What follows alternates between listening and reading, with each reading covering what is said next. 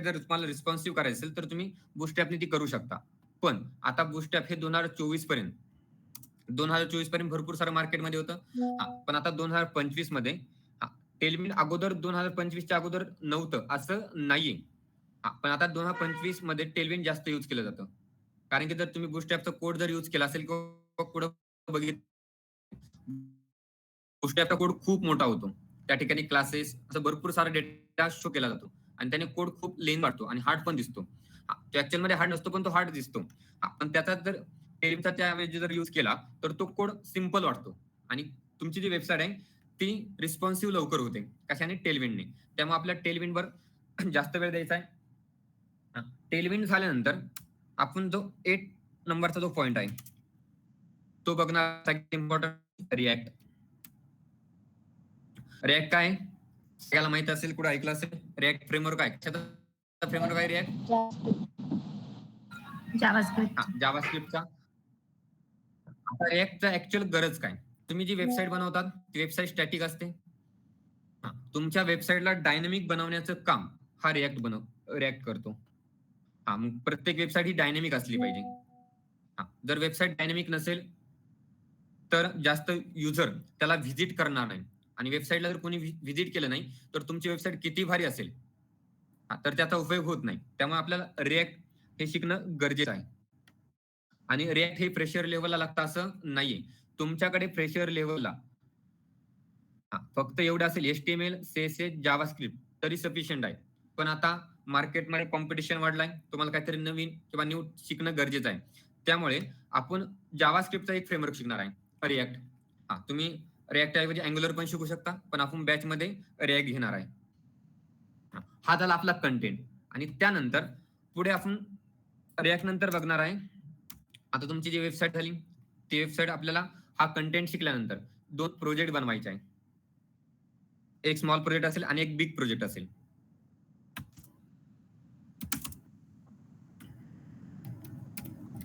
एक असणार आहे स्मॉल प्रोजेक्ट.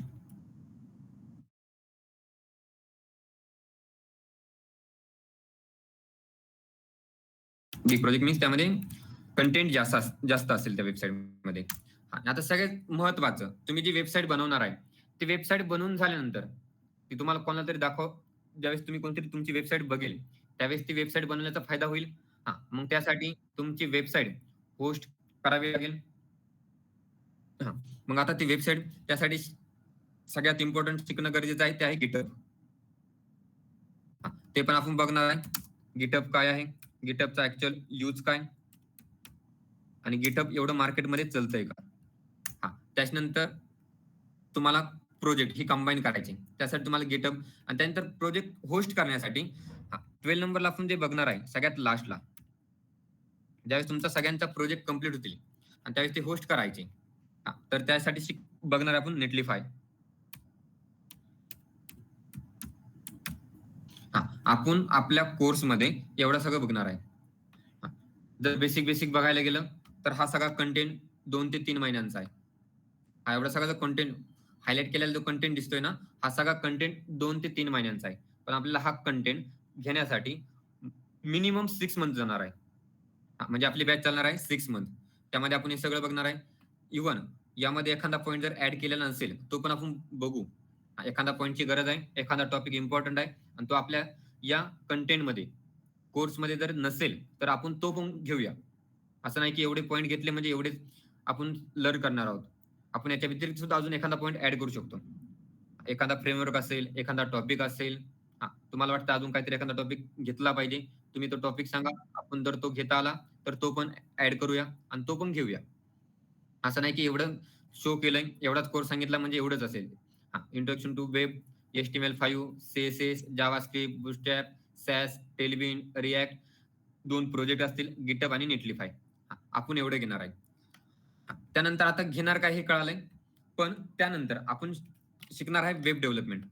एवढा जो पार्ट आहे ना तो सगळा पार्ट आहे फ्रंट एंडचा. हे आपण जे शिकतोय, हे जे शिकणार आहे पहिले जे फर्स्ट 8 पॉईंट आहे ते आहे फ्रंट एंडचे आणि आपली बॅच पण फ्रंट एंडची आहे. आपल्याला काय करायचंय? Web development. याच्यानंतरची जी बॅच असेल ती फुल स्टॅकची असेल. पण आता मग फुल स्टॅक म्हणजे काय किंवा फुल स्टॅक लर्न करण्यासाठी काय काय लागतं, हा क्वेश्चन सगळ्याला पडला असेल. मग आता तो क्वेश्चन सॉल्व्ह करूया आपण की which full stack to learn, म्हणजे आपण कोणता फुल स्टॅक शिकणं गरजेचं आहे. फुल स्टॅक मध्ये काय काय येतं. .NET फुल स्टॅक म्हणजे काय, फक्त फुल स्टॅक वेब डेव्हलपमेंट म्हणजे काय, जावा फुल स्टॅक म्हणजे काय, पायथन फुल स्टॅक म्हणजे काय. आपले 4-5 दिवस सगळे याच्यातच जाणार आहे आणि त्याच्यानंतर आपला ऍक्च्युअल सिलेबस स्टार्ट होईल.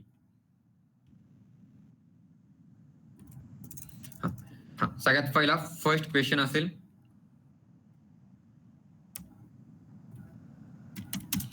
Which full stack to learn, which full stack to learn.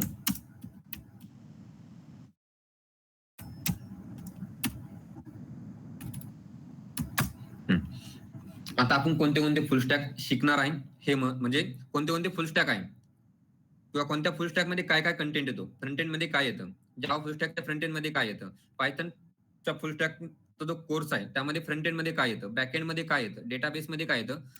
आपल्याला हे सगळं शिकायचं नाही, पण ऍक्च्युअल प्रत्येक फुल स्टॅक डेव्हलपमेंटचा कोर्स मध्ये काय काय सिलेबस असतो, काय कोणते कोणते टॉपिक असतात हे माहित असणं गरजेचं आहे. जर कोणी विचारलं की बाबा तुला वेब डेव्हलपमेंट येतं, मग जावा फुल स्टॅक मध्ये काय येतंय ते सांग. जरी तू केलं नसेल तर कमीत कमी तेवढं माहित असणं गरजेचं आहे. तर त्यासाठी आपण सगळ्यात फर्स्ट जे बघणार आहे ते Java full stack web development मध्ये फ्रंट एंड मध्ये कोणत्या लँग्वेज येतात, बॅक एंड मध्ये कोणत्या लँग्वेज येतात आणि डेटाबेस मध्ये कोणत्या लँग्वेज येतात.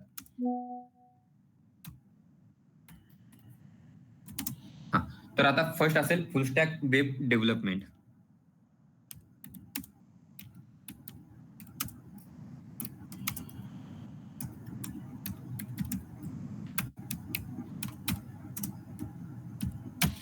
आता हे जे फुल स्टॅक वेब डेव्हलपमेंट आहे त्याच्या फ्रंट एंड मध्ये कोणता पार्ट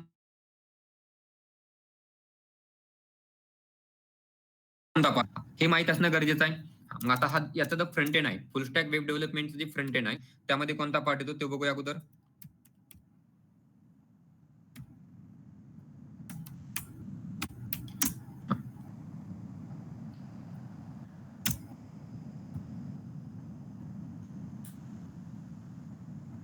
याच्या फ्रंट एंड मध्ये अजून एक लक्षात ठेवायचं, जावा फुल स्टॅक असेल, त्यानंतर पायथन फुल स्टॅक असेल, .NET फुल स्टॅक असेल, कोणताही फुल स्टॅक तुम्ही शिकताय तर सगळ्या फुल स्टॅकचं फ्रंट एंड हे सेम असणार आहे. फ्रंट एंड मध्ये काही चेंज होणार नाहीये. आणि आपण जी वेब डेव्हलपमेंटची बॅच घेतोय ना त्याचं रिझम पण तेच आहे.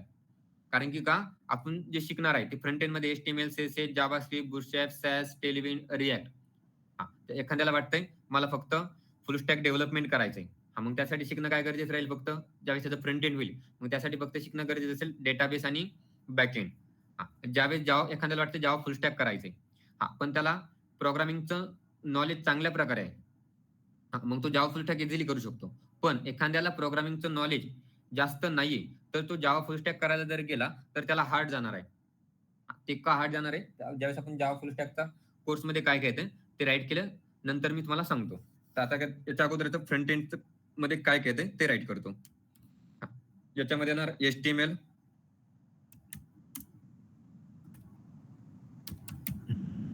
HTML, त्यानंतर CSS, त्यानंतर येणार बुटस्ट्रॅप,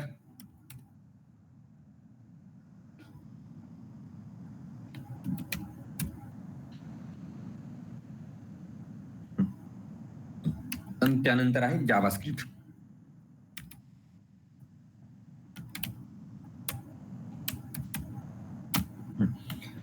आणि हे झालं आता सिंपल फ्रंट एंड.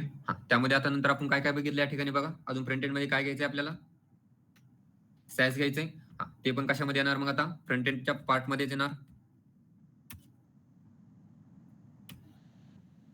आणि पुढचं असेल jQuery, ते ऑप्शनल आहे. ज्याला वाटतं घ्यायचंय शिकायचंय ते करू शकतो, पण सिंपल किंवा स्टार्टिंगला एवढं तरी पाहिजे फ्रंट एंड मध्ये HTML, CSS, बुटस्ट्रॅप, जावास्क्रिप्ट आणि सॅस. आणि त्यानंतर तुमचा जो फ्रेमवर्क आहे आपला रिॲक्ट कंपल्सरीच आहे असं नाहीये. पण फ्रंट एंड मध्ये एवढं पाहिजे. एखाद्याने रिॲक्ट शिकलंय म्हणजे ते चुकीचं आहे असं नाही, पण कंपल्सरी एवढं HTML, CSS, बूटस्ट्रॅप, जावास्क्रिप्ट आणि सॅस. सॅस नसेल तरी ठीक आहे, पण HTML, CSS, बूटस्ट्रॅप आणि जावास्क्रिप्ट फ्रंट एंड मध्ये कंपल्सरी कोणतंही फुल स्टॅक डेव्हलपमेंट करा. जावा फुल स्टॅक असेल, पायथन फुल स्टॅक असेल, .NET फुल स्टॅक असेल, त्याला कंपल्सरी फ्रंट एंडला एवढं पार्ट लागतो म्हणजे लागतोच. त्यानंतर आता पुढचं आहे, आता हे झालं फ्रंट एंडचं. मग आता नंतर काय येतं, बॅकएंड. मग बॅकएंडला काय महत्वाचं आहे ते पण माहित असणं गरजेचं आहे. मग त्यामध्ये येणार नोड बॅकएंड मध्ये.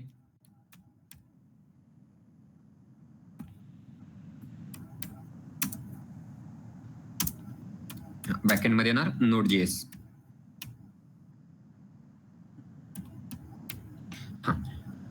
बॅकएंड मध्ये जे आपलं फुल स्टॅक वेब डेव्हलपमेंट आहे, त्यामध्ये येणार Node.js.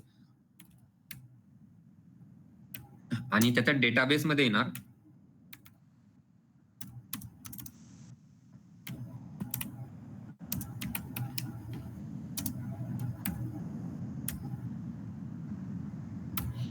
आणि त्याच्या डेटाबेस मध्ये असेल.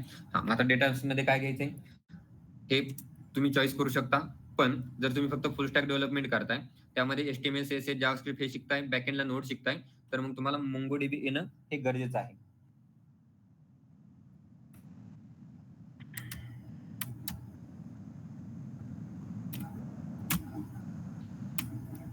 MongoDB येणं गरजेचं आहे. मग जर आता ज्यावेळेस तुम्ही फुल स्टॅक डेव्हलपमेंट करताय, त्याच्या फ्रंट एंड असणार आहे HTML, CSS, बूटस्ट्रॅप, जावास्क्रिप्ट आणि सॅस.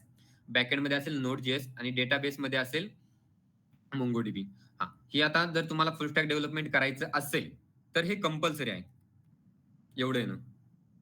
पण आपण शिकतो काय, फक्त जी आपली वेब डेव्हलपमेंटची बॅच आहे त्या वेब डेव्हलपमेंटच्या बॅच मध्ये आपण शिकणार आहे HTML, CSS, बूटस्ट्रॅप, जावास्क्रिप्ट, सॅस आणि रिॲक्ट. एक फ्रेमवर्क काहीतरी पाहिजे. जसं तुम्हाला क्लासमध्ये सांगितलं, एक तर तुम्हाला रिॲक्ट येणं गरजेचं आहे किंवा अँग्युलर येणं गरजेचं आहे. कंपल्सरी नाही, पण तुम्हाला येणं गरजेचं आहे. कारण की तुम्हाला मार्केटमध्ये जर राहायचं असेल तर कोणतरी एक फ्रेमवर्क शिकावा लागेल.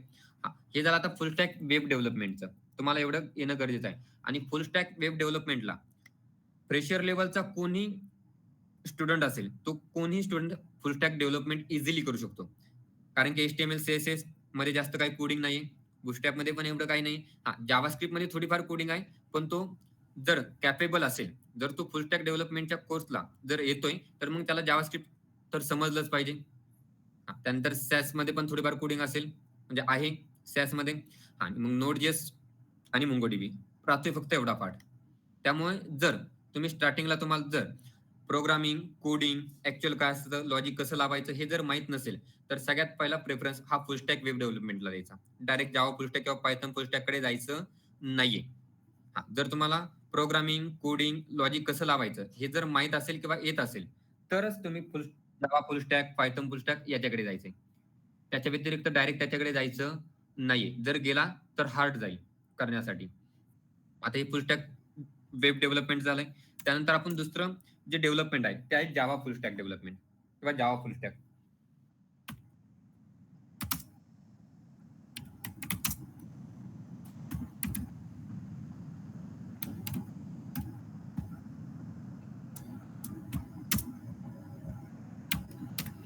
Java full stack.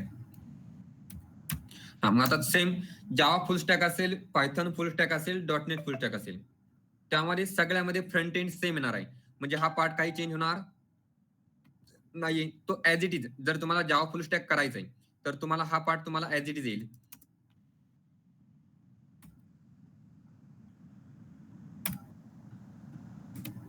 Front end मध्ये काय येणार परत, जावा फुल स्टॅकच्या पण HTML, CSS, बूटस्ट्रॅप, जावास्क्रिप्ट, सॅस. अजून फ्रंट एंड मध्ये फक्त एवढंच येते असं नाहीये. पुढे तुम्ही jQuery आहे, त्यानंतर जावास्क्रिप्ट नंतर टाइपस्क्रिप्ट, अजून भरपूर सारा कंटेंट आहे. पण बेसिक हा एवढा तरी फ्रंट एंड पाहिजे. तुम्ही जावा फुल स्टॅक करा, त्यानंतर फुल स्टॅक वेब डेव्हलपमेंट करा, कोणतंही करा, फ्रंट एंड सेम आहे. त्यानंतर चेंज फक्त काय होणार आहे यामध्ये, आता तुमचं जे बॅक एंड आहे त्यामध्ये चेंज होणार आहे. बॅकएंडचा जो कंटेंट असणार आहे त्यामध्ये चेंज होईल. मग आता त्यामध्ये चेंज काय होईल हे महत्वाचं आहे. जावा येणं गरजेचं आहे. आणि जावा लँग्वेजचं एक फीचर्स आहे, जावा ही इझी लँग्वेज आहे. ज्यांना समजते त्यांना हे फ्युचर्स कळतं की जावा खरंच इजी आहे आणि ज्यांच्या डोक्याच्या वरून जाते मग त्यावेळेस कळतं की जावा खरंच इझी आहे की नाही. मग आता जावामध्ये फक्त जावा, मग आता जावामध्ये कोर जावा आणि ऍडव्हान्स जावा दोन्ही पण असणार. Core and advance.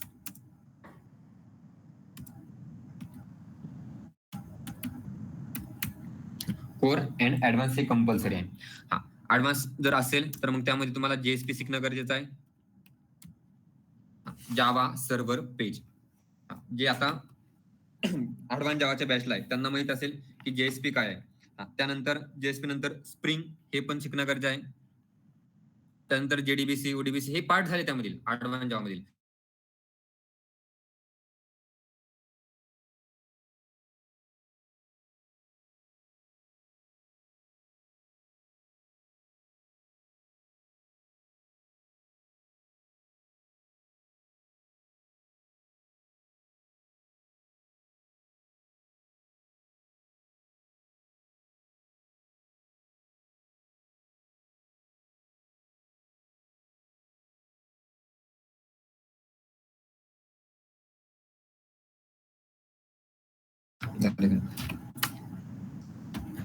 आता परत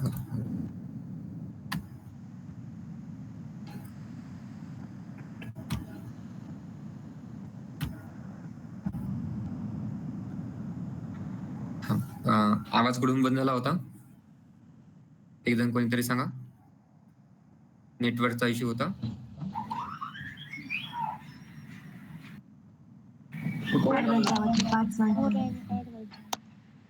कोर आणि ऍडव्हान्स सांगत होतो तिथपर्यंत आलो होतो.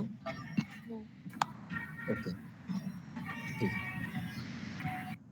ठीक आहे माईक. तर आता ज्यावेळेस जावा फुल स्टॅक ज्यावेळेस तुम्ही करणार आहे त्यावेळेस फ्रंट एंड सेम असेल. बॅक एंड मध्ये असणार आहे जावा आणि जावा मध्ये कोर आणि ऍडव्हान्स दोन्ही पण असणार आहे. मग या ठिकाणी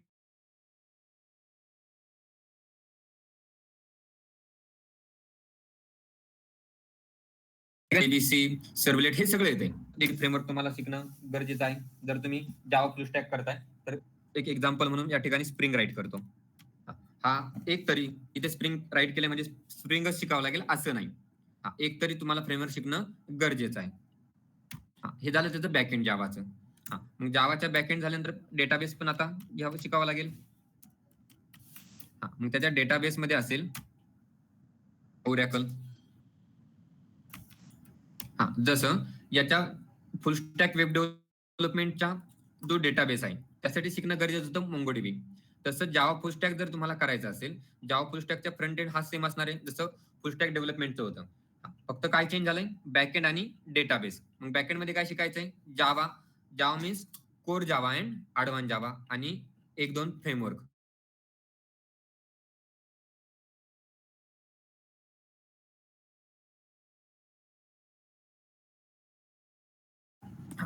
गरजेचं आहे. मग आता बॅकएंड आणि डेटा बेस. आता बॅकएंडचं जे आता सगळ्याला माहिती आहे ज्यांची जावा झाली किंवा जे जावा करताय जावामध्ये काय काय शिकावं लागतं. जर तुम्ही डायरेक्ट बेस फ्रेशर लेवल असाल आणि डायरेक्ट जर जावा फुल स्टॅक करायला जर गेला तर डायरेक्ट एवढं सगळं करणं हे सोपं नाहीये. कारण की आपण फक्त कोर जावाची बॅच ही 6 मंथ घेतो. त्यानंतर ऍडव्हान्स जावाची बॅच ही 6 मंथ चालेल. त्यानंतर त्याचा फ्रेमवर्क हे 6 मंथ चालेल. जर तुम्हाला जावा फुल स्टॅक पायथन फुल स्टॅक हे जर करायचं असेल तर मिनिमम तुम्हाला 1 ते 1.5 वर्ष द्यावं लागेल. 6 महिन्यामध्ये जर तुम्हाला कुठे बाहेर कोर्स भेटतोय तर तो 6 महिन्यामध्ये तुम्हाला पाहिजे तसं सगळं भेटणार नाही. कारण की तुम्ही जावाची बॅच करताय 6 महिन्यामध्ये फक्त आपली कोर जावा होते. कोर जावाला एवढा वेळ लागतोय तेव्हाच वेळ ऍडव्हान्स जावा लागणार. त्याच्यानंतर तेवढाच वेळ हा आपल्या फ्रेमवर्कला लागेल आणि त्याच्यानंतर एवढं झाल्यानंतर पण ओरॅकल याच्यासाठी सेपरेट टाइम द्यावा लागेल. आणि फ्रंट एंड तर आपण अजून त्यामध्ये घेतलंच नाही. जर तुम्हाला जावा फुल स्टॅक करायचंय तर तुम्हाला एवढं येणं कंपल्सरीच आहे. मग त्यासाठी आपण जे बॅच स्टार्ट केली आहे ती केली वेब डेव्हलपमेंटची. कारण की प्रत्येकालाच जावा सोपी जाते असं नाहीये. एखाद्याला जावा आवडते. अगोदर सांगितलं जावाचं एक फीचर आहे जावा इझी लँग्वेज आहे. पण कोणासाठी? ज्याला जावा आवडते त्यांच्यासाठी. मग जर एखाद्याला जावा फुल स्टॅक करायचंय तर त्याला एवढं करणं गरजेचं आहे आणि ते 6 मंथ मध्ये होणार नाहीये. जावा फुल स्टॅकचा टोटल कोर्स बाहेर 6 मंथ मध्ये घेतात. आपण फक्त याचं जे फ्रंट एंड आहे याचं फ्रंट एंड 6 मंथ मध्ये घेणार आहे. त्याचं बॅक एंड घ्यायला मिनिमम 1 ते 1.5 वर्ष लागेल. आणि त्याचं ओरॅकल म्हणजे 2 वर्ष तुम्हाला फक्त बॅक एंड आणि डेटाबेस हे शिकण्यासाठी जातील. म्हणजे टोटल तुम्हाला जावा फुल स्टॅक परफेक्ट करायचं असेल तर 2 ते 2.5 वर्ष लागतील. त्यामुळे आपण जावा फुल स्टॅक डेव्हलपमेंटची पण बॅच स्टार्ट करणार आहे, पण त्याला टाइम आहे. एखाद्याला अगोदर सेल्फ करायचं असेल त्यासाठी आपण फ्रंट एंड स्टार्ट केलंय. प्रत्येकाची आवड, प्रत्येकाची चॉईस ही सेमच असते असं नाहीये. मग जावा फुल स्टॅक जर एखाद्याला करायचं असेल तर त्यासाठी एवढं येणं गरजेचं आहे. त्यानंतर पुढचं आहे जावा फुल स्टॅक नंतर पुढचं आहे .NET फुल स्टॅक.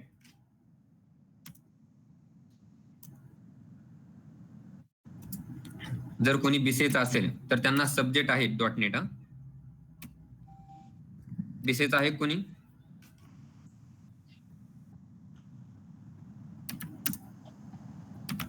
हाय.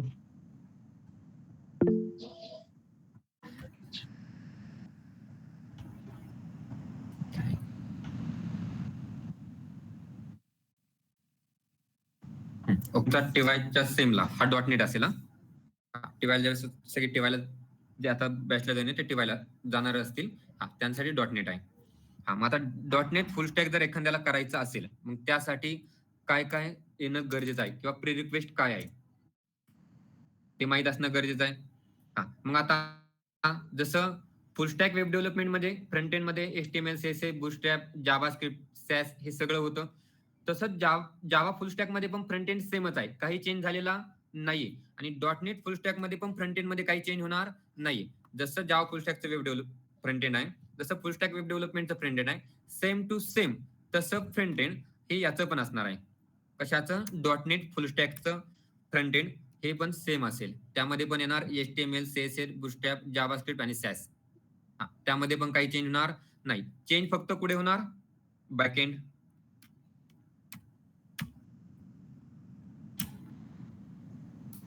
आता बॅकएंड मध्ये चेंज करणार हे माहित असणं गरजेचं आहे.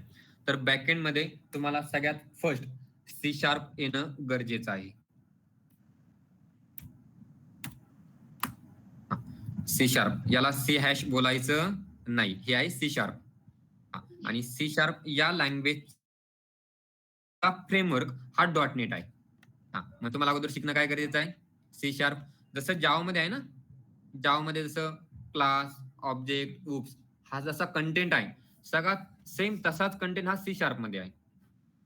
मग आता त्या अगोदर तुम्हाला C# येणं गरजेचं आहे. त्यानंतर ASP.NET येणं गरजेचं आहे. ASP.NET हे पण येणं गरजेचं आहे. त्यानंतर MVC येणे गरजेचं आहे. MVC हे काय जे पार्ट आहे हे जसं जसं लेक्चर पुढे जाईल, जसे आपली बॅच पुढे जाईल ज्यावेळेस आपण ओव्हर अजून बघणार आहे याचा .NEट फुल स्टॅकची बॅच ज्यावेळेस पडेल त्यावेळेस तुम्हाला डीप मध्ये कळेल की MVC काय आहे. पण त्यांना फक्त नॉलेज पाहिजे किंवा कमीत कमी प्री रिक्वेस्ट माहित पाहिजे की कोणता कोर्स करण्यासाठी काय काय येणं गरजेचं आहे. मग MVC येणं गरजेचं आहे. त्यानंतर वेब API हे पण येणं गरजेचं आहे. वेब API एवढं सगळं येणं गरजेचं आहे. कशासाठी? तुमच्या .NET फुल स्टॅक जर करायचा असेल त्याच्या बॅकएंड हा एवढा आहे. तर सगळ्यात अगोदर महत्वाचा पॉइंट मीन्स C# हे येणं गरजेचं आहे. आणि ASP.NET म्हणजे .NET लँग्वेज हे .NEट आता टीवायला आहे. .NEटच्या फर्स्ट चॅप्टर मध्ये जसं आपण जावा मध्ये जे शिकतो ना, oops, class, object, inheritance, polymorphism हे जे शिकतो ना हे सगळं .NEटच्या फर्स्ट चॅप्टर मध्ये आहे. .NEटच्या फर्स्ट चॅप्टर मध्ये आहे. मग तिथून पुढे .NEटचे बाकी टॉपिक चालू होतात. मग बघा तुम्ही जे जावा शिकता ना, कोर जावा मध्ये जे ऊप शिकता ते ऊप हे .NEटच्या फर्स्ट चॅप्टर मध्ये आहे. मग एवढं तुम्हाला गरजेचं. नंतर MVC वेब API जसं जावाचे फ्रेमवर्क आहे स्प्रिंग आणि ते तसं आता MVC हे पण शिकणं गरजेचं आहे तुम्हाला .NEट करायचं. फुल स्टॅक साठी काय लागेल ते बघूया. तर त्या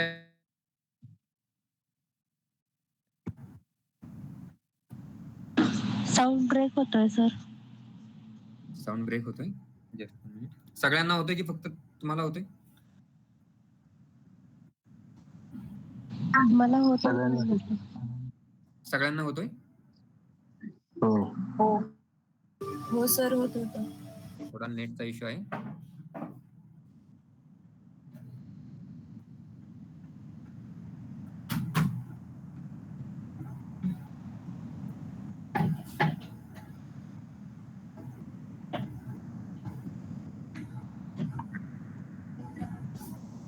ओके, ठीक आहे.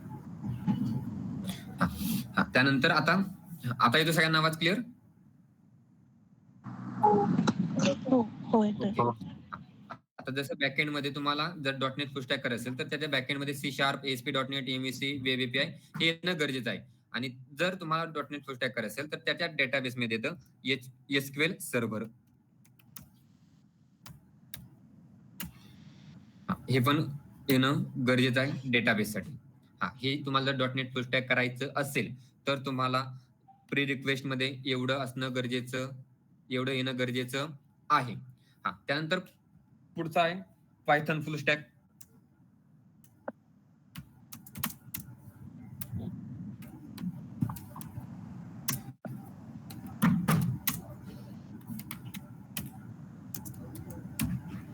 जसं .NET फुल स्टॅक मध्ये फ्रंट एंड सेम आहे, जावा फुल स्टॅक मध्ये फ्रंट एंड सेम आहे आणि फुल स्टॅक वेब डेव्हलपमेंट मध्ये पण फ्रंट एंड काय सेम आहे, काही चेंज झालेला नाहीये. सेम तसाच पायथन फुल स्टॅक मध्ये पण फ्रंट एंड चा जो कंटेंट असेल त्यामध्ये काही चेंज होणार नाही. त्यामध्ये पण असेल HTML, CSS, बूटस्ट्रॅप, जावास्क्रिप्ट, सॅस.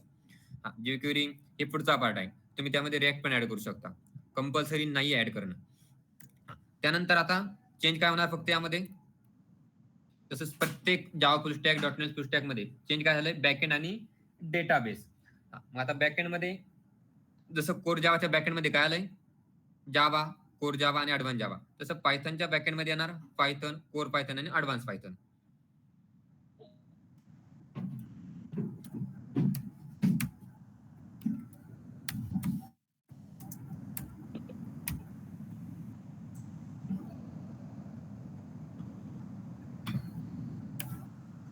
तुम्हाला जर पायथन फुल स्टॅक करायचं असेल तर तुम्हाला फर्स्ट काय येणं गरजेचं आहे, पायथन येणं कंपल्सरी आहे. फक्त पायथन नसून त्यामध्ये कोर पायथन आणि ऍडव्हान्स पायथन, जसं कोर जावा आणि ऍडव्हान्स जावा आहे ना सेम तसंच या ठिकाणी पण तसं सेम राईट करतो, कोर अँड ऍडव्हान्स.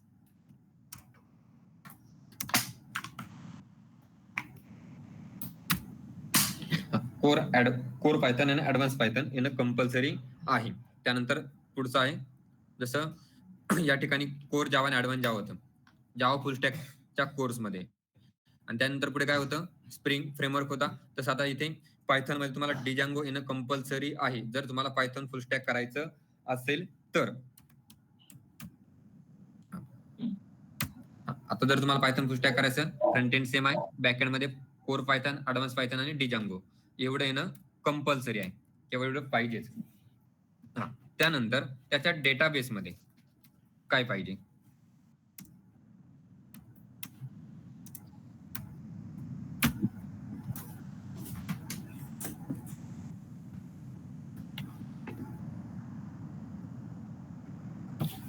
त्यानंतर अजून बॅकएंड मध्ये जर तुम्हाला अजून जर शिकायचं असेल त्यामध्ये पुढचं येतं एनाकोंडा. हा त्याचा फ्रेमवर्क आहे. कशाचा, पायथनचा.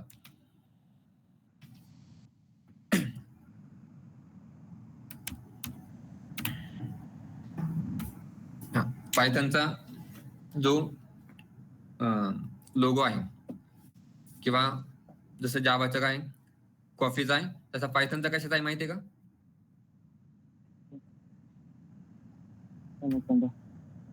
कशाचा, सापासारखा आहे. आणि एनाकोंडा कुठेतरी तुम्ही मूवी मध्ये कुठेतरी ऐकला असेल. तसं तो साप नसून तो फ्रेमवर्क आहे पायथनचा. तर आता त्यानंतर त्याच्या डेटाबेस मध्ये काय लागतंय, तर त्याच्या डेटाबेस मध्ये पाहिजे तुम्हाला MySQL सर्व्हर.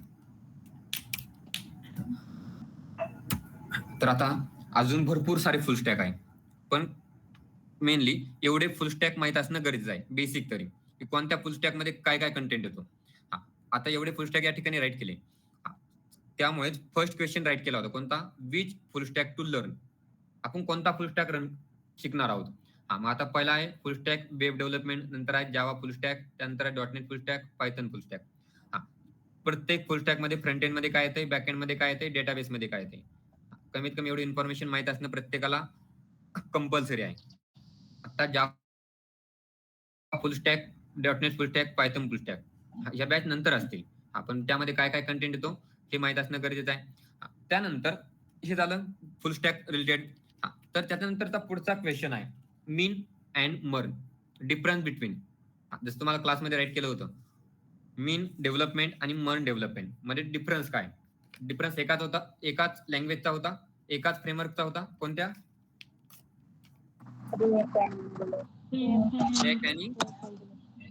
रिएक्ट आणि अँग्युलर. तर सेकंड क्वेश्चन असणार आहे,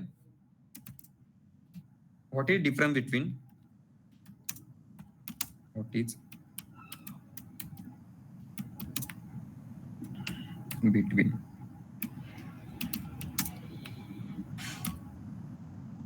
mean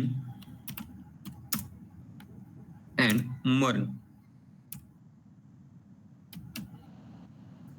stack development.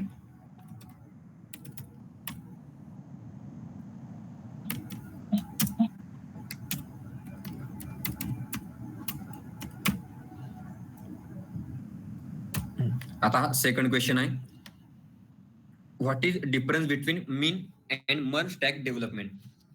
मीन आणि मर्न हे दोन टाईप आहे. जसं तुम्हाला या ठिकाणी फुल stack web development, Java full stack, dot net फुल स्टॅक, पायथन फुल स्टॅक, तसंच सेम आता मीन स्टॅक आणि मर्न स्टॅक यासाठी असे सेपरेट जॉब असतात.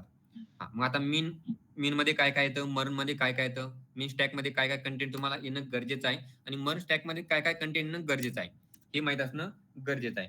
तर अगोदर मीन स्टॅक मध्ये काय काय येते ते बघूया.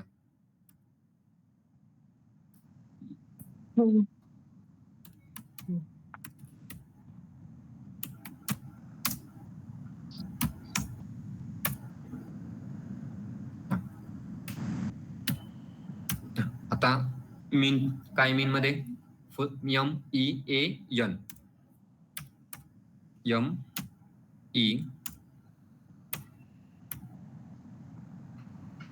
MEAN, MEAN.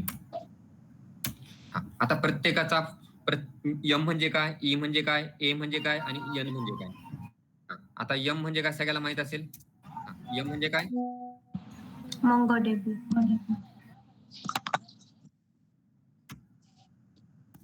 एम म्हणजे MongoDB.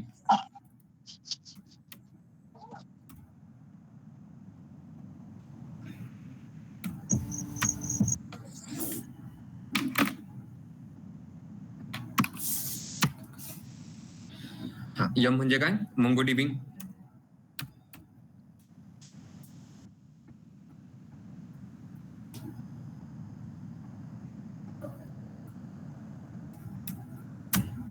MongoDB.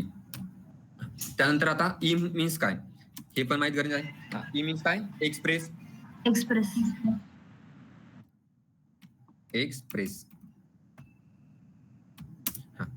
आणि ए मीन्स Angular.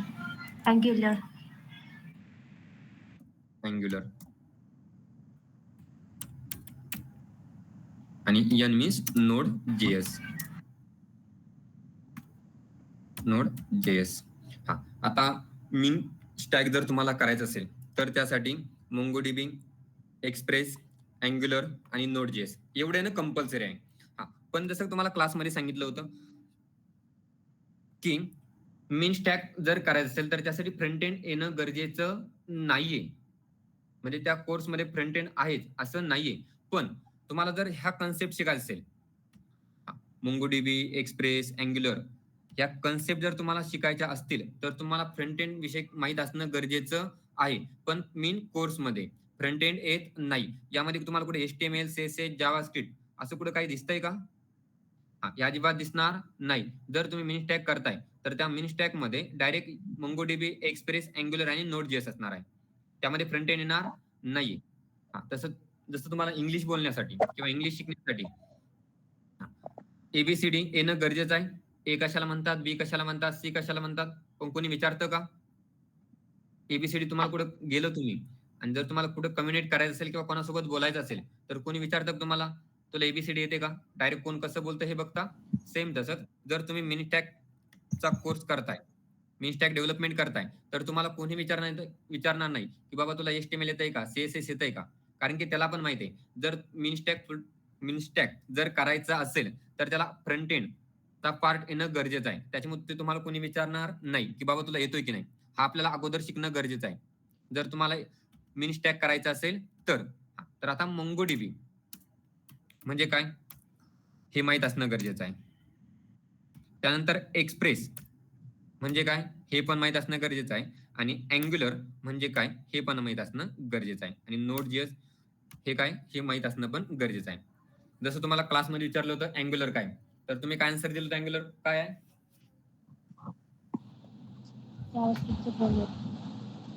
अँग्युलर हा जावास्क्रिप्टचा फ्रेमवर्क आहे असंच आन्सर दिलं होतं.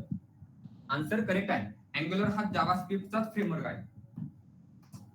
आन्सर काही वेगळं आहे असं नाहीये. पण ऍक्च्युअल अँग्युलर काय आहे किंवा कशासाठी यूज होतंय हे माहित असणं गरजेचं आहे. तर अगोदर मोंगोडीबी डेटाबेस आहे. आपण वरती कोर्स मध्ये राईट केलंय ना मोंगोडीबी कशासाठी यूज केला जातो. या ठिकाणी बघा मोंगोडीबी काय आहे, डेटा बेस आहे. मग तुम्हाला मी स्टॅक करायचं असेल तर मोंगोडीबी डेटाबेस येणं कंपल्सरी आहे.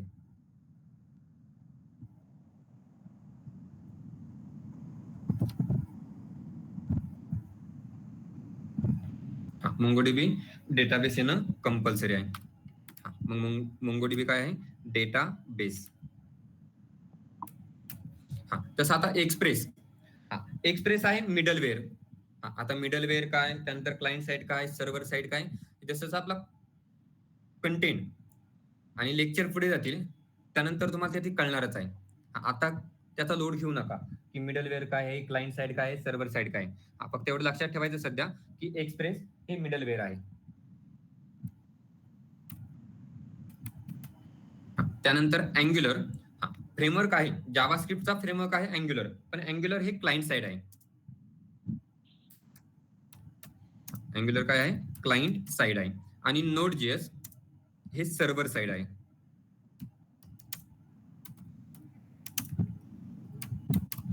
नोड.js हे आहे सर्व्हर साइड. मग आता मेन स्टॅक जर करायचं असेल तुम्हाला तर मोंगोडीबी, एक्सप्रेस, अँग्युलर आणि नोड.js हे येणं कंपल्सरी आहे. मोंगोडीबी मीन्स आहे डेटाबेस. आता डेटाबेस मध्ये काय काय येतं हे जरी माहित नसेल तुम्हाला, पण डेटाबेस काय असतं हे सगळ्याला माहित आहे. माहित तुम्हाला फक्त काय नसणार आहे, मिडलवेअर, त्यानंतर क्लायंट साइड आणि सर्व्हर साइड. फक्त एवढं लक्षात ठेवायचं सध्या, Express means middleware, Angular means client side आणि Node JS means server side. Same जसं मीन मध्ये एवढे येतं. एक मन स्टॅक मध्ये फक्त एक चेंज काय आलाय, अँग्युलरच्या जागेवर काय आलंय, रिॲक्ट. बाकीचं सगळं काय आहे, सेम आहे. मग ते इथे राईट करतो, मनचं इथेच राईट करतो लगेच.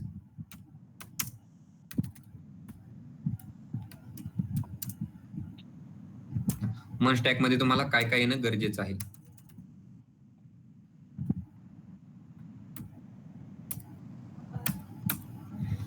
हे कंटेंट सगळा सेम असणार आहे, फक्त एकच चेंज होणार आहे. कशाचं, काय चेंज होणार यामध्ये, फक्त अँग्युलर रिप्लेस कोण करणार आहे, अँग्युलर रिप्लेस करणार आहे रिॲक्ट.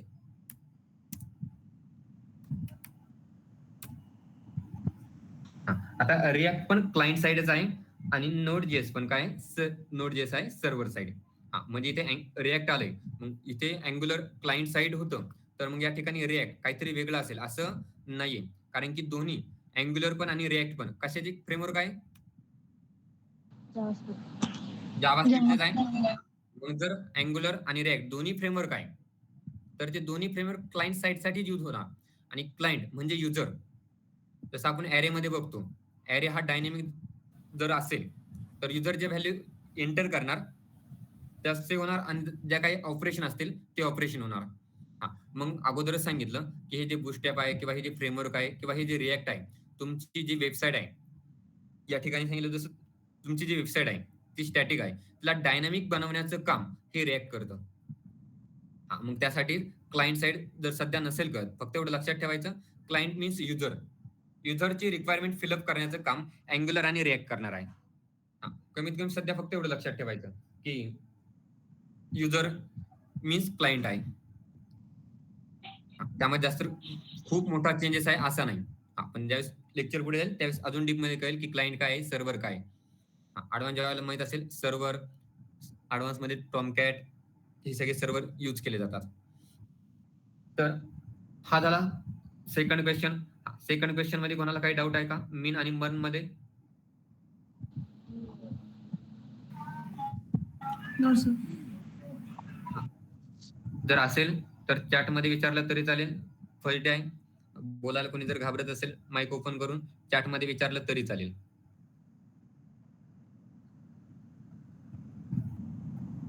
कोणाला काही डाऊट नाही मर्न आणि मीन स्टॅक मध्ये?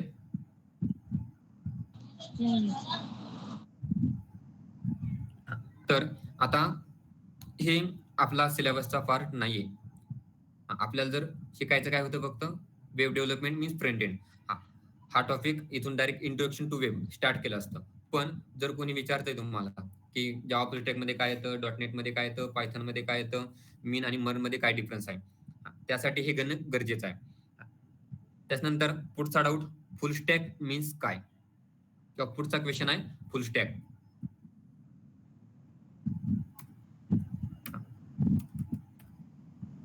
क्वेश्चन थर्ड,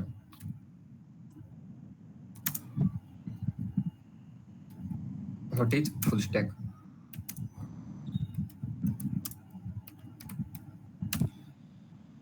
म्हणजे फुल स्टॅक मध्ये काय काय येतं? फुल स्टॅक मध्ये काय काय येतं? फर्स्ट पार्ट कोणता येतो फुल स्टॅक मध्ये? Front end. जर तुम्हाला फुल स्टॅक शिकायचं तर कंपल्सरी फ्रंट एंड येणं गरजेचं आहे. त्यानंतर सेकंड पार्ट जो येतो तो पार्ट आहे बॅक एंड. सेकंड पार्ट तुम्हाला येणं कंपल्सरी आहे, ते आहे बॅक एंड. आणि थर्ड आहे database.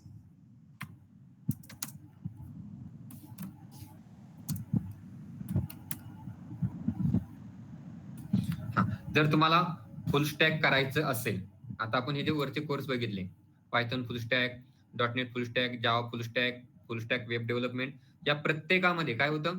Front end, back end आणि डेटाबेस. डॉटनेट फुल स्टॅक मध्ये पण फ्रंट एंड, बॅक एंड आणि डेटाबेस. पायथन फुल स्टॅक मध्ये पण काय होतं? फ्रंट एंड, बॅक एंड आणि डेटाबेस. आता यामध्ये बघा, यामध्ये पण बघा, एम मीन्स काय? मोंगोडीबी तो काय? डेटाबेस आहे.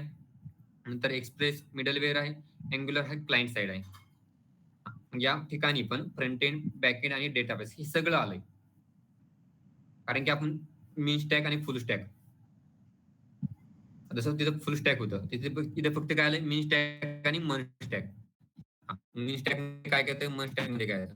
जर तुम्ही कोणताही फुल स्टॅकचा कोर्स करताय तर त्यासाठी तुम्हाला front end, back end plus database हे येणं कंपल्सरी आहे. जर तुम्ही फुल स्टॅक म्हणताय तर फक्त फ्रंट एंड येऊन चालणार नाही, किंवा फक्त फ्रंट एंड आणि बॅक एंड येते, डेटाबेस माहित नाही तरी तुम्ही त्याला फुल स्टॅक म्हणू शकत नाही. जोपर्यंत हे तिन्ही पार्ट सोबत येत नाही, front end plus back end plus database, तोपर्यंत डेटा फुल स्टॅकचा कोर्स कंप्लीट होत नाही. मग तो पुढचा पार्ट आहे की कोणत्या लँग्वेज मध्ये फुल स्टॅक केलंय तुम्ही, जावा मध्ये केलंय की पायथन मध्ये केलंय की डॉटनेट मध्ये केलंय, तो पुढचा पार्ट राहिलाय. त्यासाठी हे कंपल्सरी फुल स्टॅक मध्ये फ्रंट एंड, बॅक एंड आणि डेटाबेस हे येणं कंपल्सरी आहे. त्यातला एकही पॉईंट तुम्ही सोडू शकत नाही. हे तिन्ही पॉईंट तुम्हाला जर फुल स्टॅक करायचं तर हे शिकणं गरजेचं आहे. यामध्ये असं या क्वेश्चन मध्ये खूप काय असं वेगळं आहे किंवा खूप काय वेगळं होतं असं नाही. तर पुढचा क्वेश्चन आहे, what is difference between UI and UX? What is difference between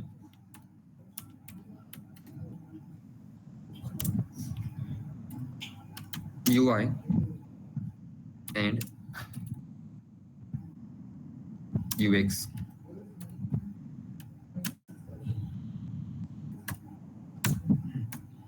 हा, आता कोणाला काही थोडंफार माहित आहे का UI आणि UX म्हणजे काय?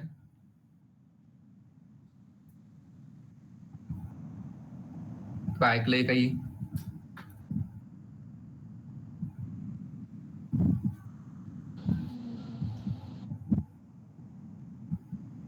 बोला.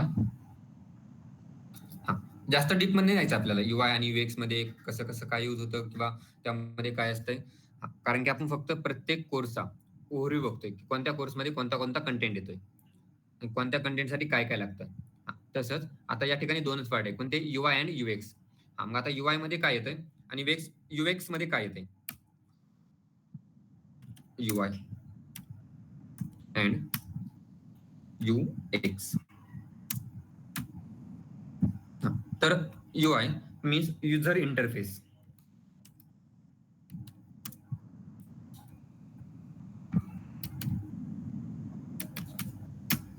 आणि UX मीन्स युजर एक्सपिरियन्स.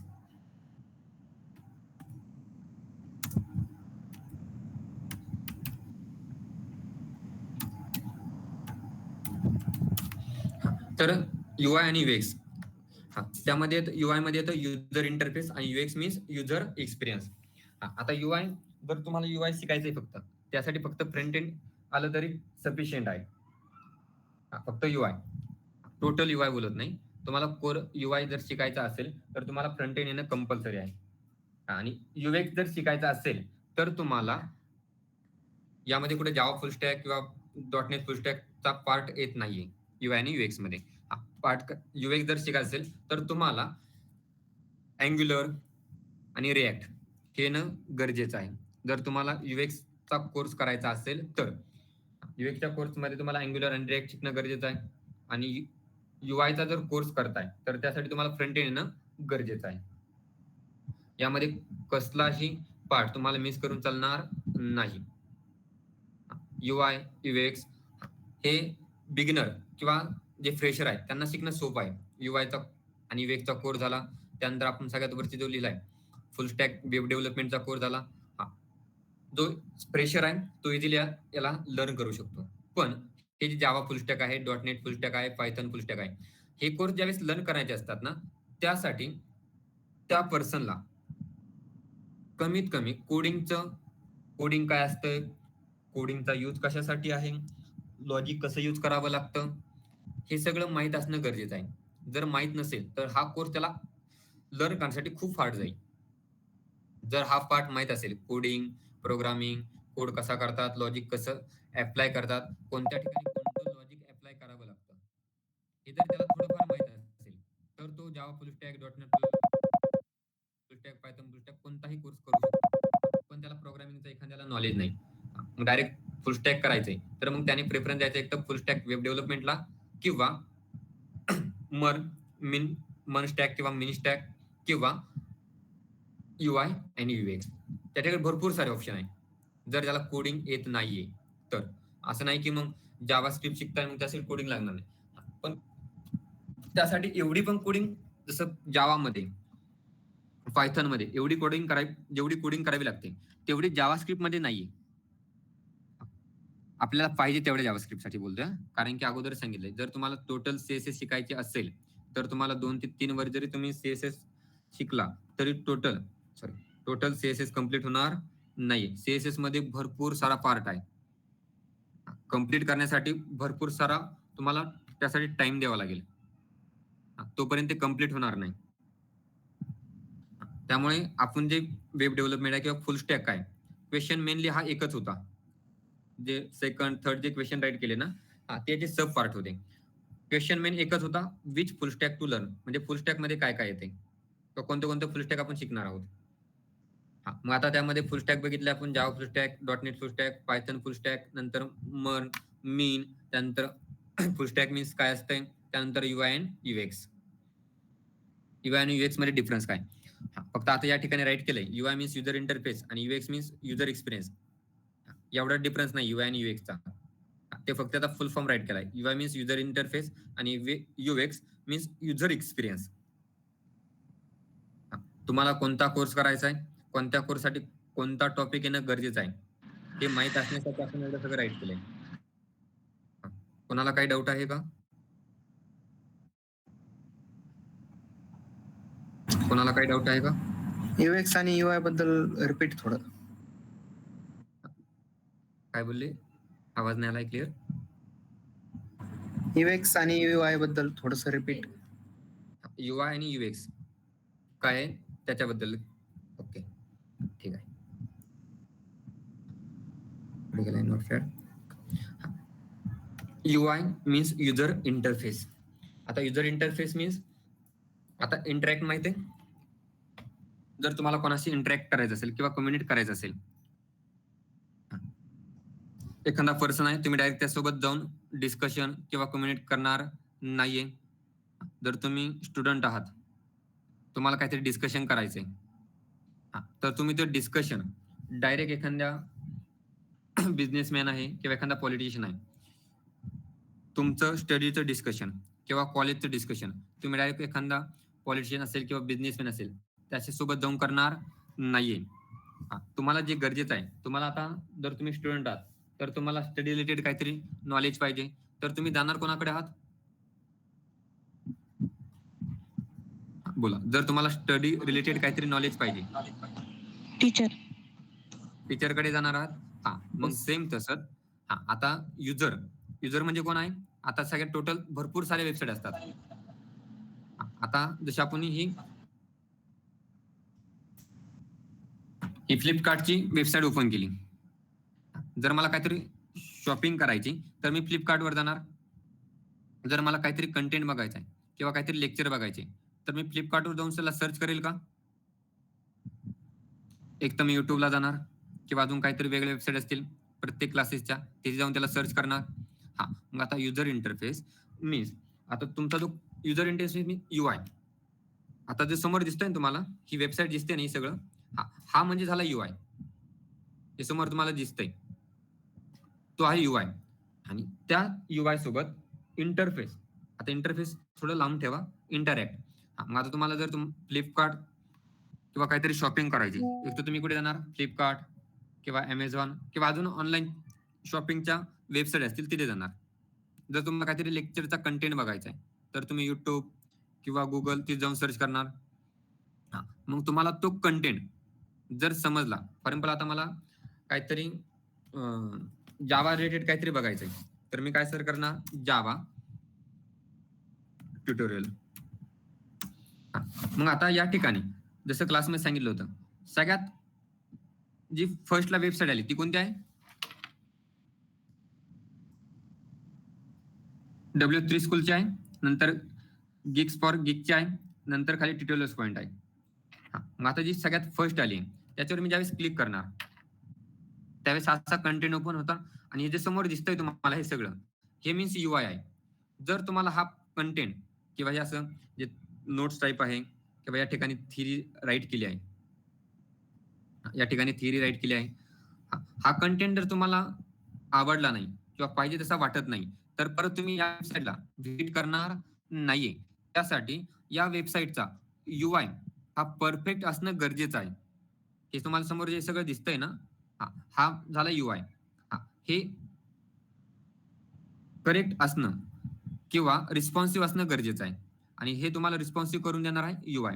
ज्यावेळेस तुम्ही UIचा कोर्स करतात त्यामध्ये आता UIच्या कोर्समध्ये कोणते कोणते लँग्वेज आहे, त्यामध्ये काय काय येत आहे, ज्यावेळेस आपली UI ची बॅच स्टार्ट होईल त्यावेळेस आपण त्यामध्ये डीपमध्ये शिकणारच आहोत.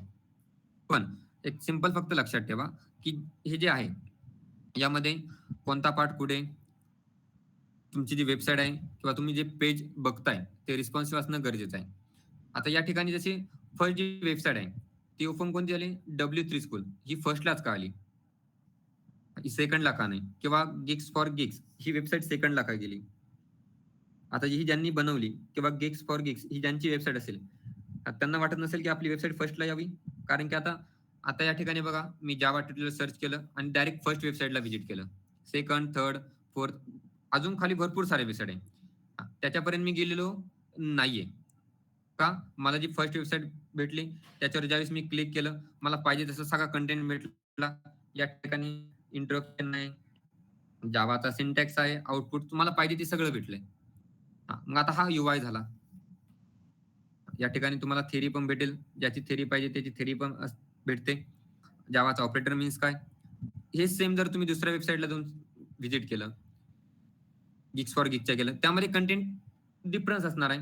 आता सेम या ठिकाणी बघा, जसं या ठिकाणी असा कंटेंट दिसतोय, गिग्स फॉर गिगचा सेम असाच दिसतोय का ते दाखवतो.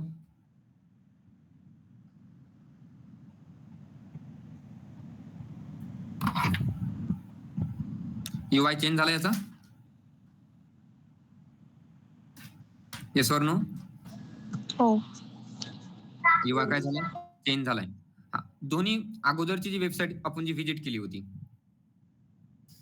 आणि आताची जी आपण जी वेबसाईट व्हिजिट केली, दोन्ही वेबसाईट मधील कोणत्या वेबसाईटचा UI चांगला वाटतो?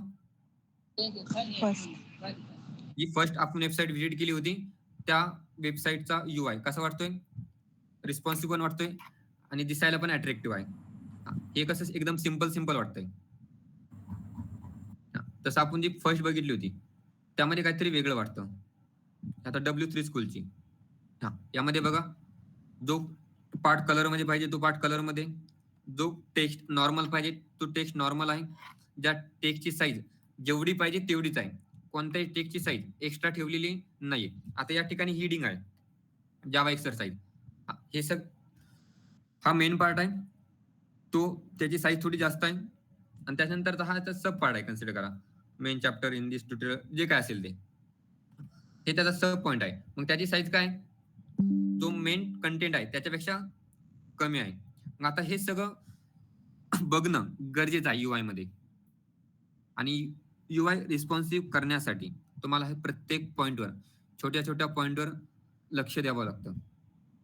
आणि जेव्हा हे सगळे पॉइंट क्लिअर होतात, तुम्हाला जे क्लासमध्ये सांगत होतो की जर आपली वेबसाईट सर्च केल्यानंतर जर फर्स्टला यायची असेल, डायरेक्ट फर्स्टला येईल असं नाही, त्यासाठी भरपूर सारा कंटेंट ऍड करावा लागतो, भरपूर सारा.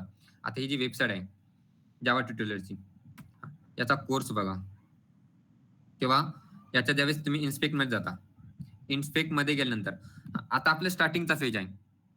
कन्सिडर करा की तुम्हाला फ्रंट एंड काहीच माहित नाही, हे जे समोर ओपन झालंय याच्याशी तुम्हाला घेणं देणं नाहीये, कशासाठी काय यूज केलं तर काय आहे याचा तुम्ही विचार पण करू नका.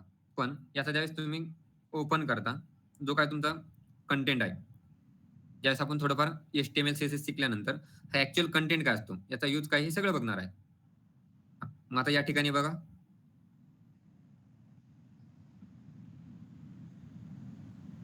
अच्छा डिव्हाइसचं चेंज करूया, डिव्हाइस ठेवूया आपण सॅमसंग गॅलेक्सी. सॅमसंग गॅलेक्सी मध्ये हे असं दिसणार आहे.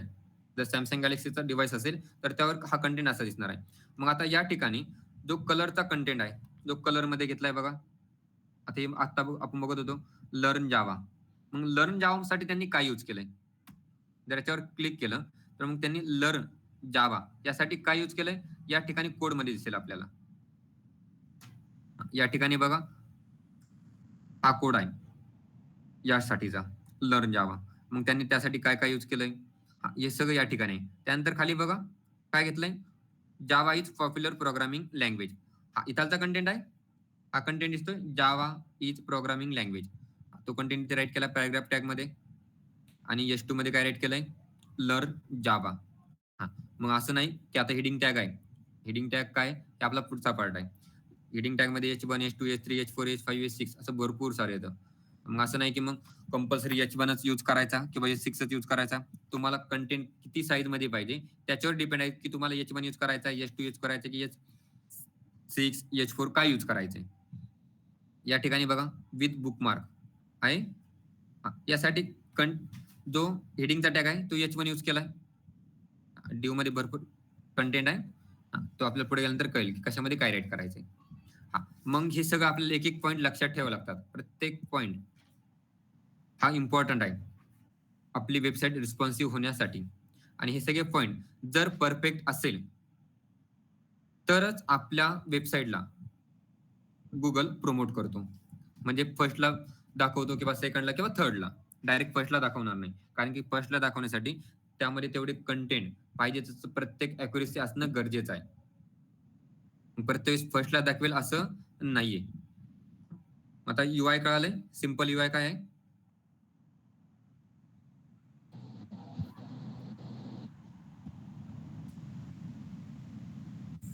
येस हो येस सर.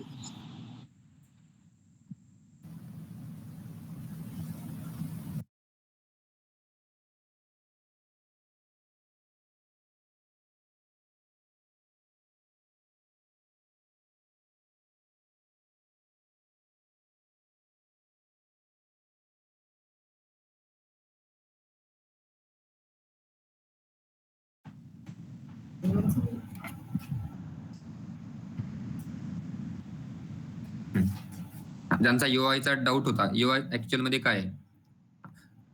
नॉर्मल कळालं UI काय आहे? हो. ओके. Yes sir. तर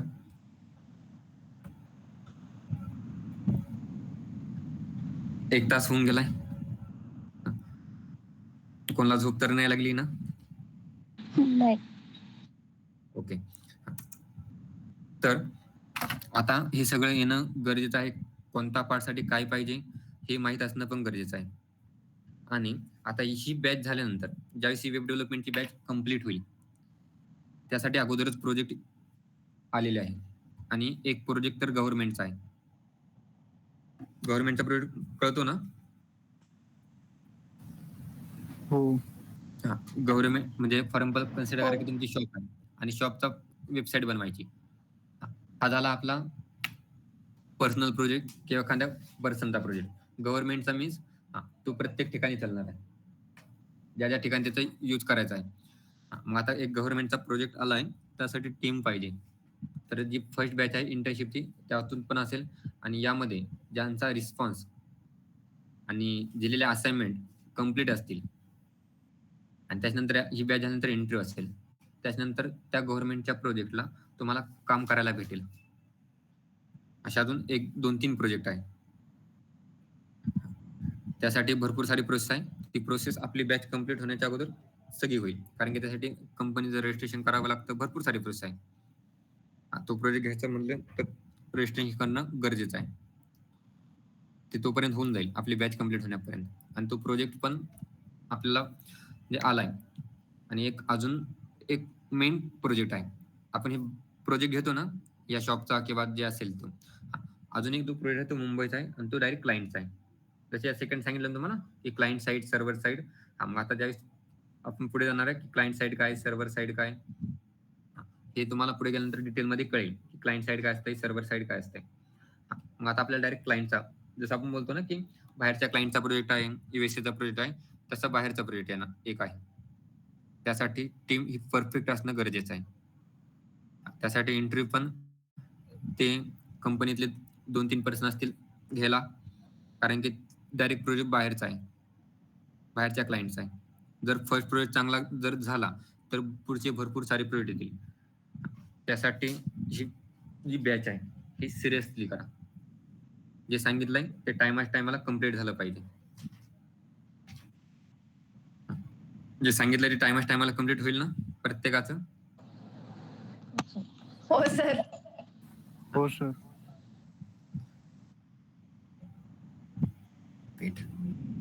बाकी जे जॉईन झालेच नाही, जे 100च्या पुढे गेल्यानंतर त्याचं लिमिट संपलं होतं. उद्या आपण सबस्क्रिप्शनचं लिंक घेऊया, म्हणजे पाहिजे तेवढ्या जणांना जॉईन होता येईल. आणि एवढे नसणारच आहे शेवटपर्यंत. त्यामुळे पण आता सध्या एवढे जॉईन आहे ते ऍक्च्युअल मध्ये आहेच का? नाहीतर लेक्चरला जॉईन असायचे, फोन साईटला असायचा, तसं तर नाही ना? नाही सर, आहोत आमच्या. नाही सर. नाही सर. ओके. सगळ्यांनी फक्त प्रेझेंटचा मेसेज टाका, जेवढे जॉईन आहे तेवढे.